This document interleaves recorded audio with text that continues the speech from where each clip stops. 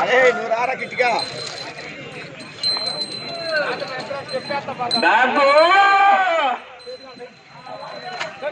మహారాజ్ మహారాజ్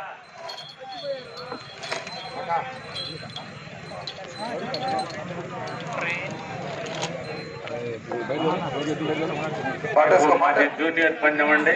రేపు ఉదయం పందాలు ఉండవు, సాయంత్రం పందాలు ఉంటాయి. 15వ తారీఖు పోటీలు పందెం ఉంది. పాట వేసుకోయా, పాట పాట తీయా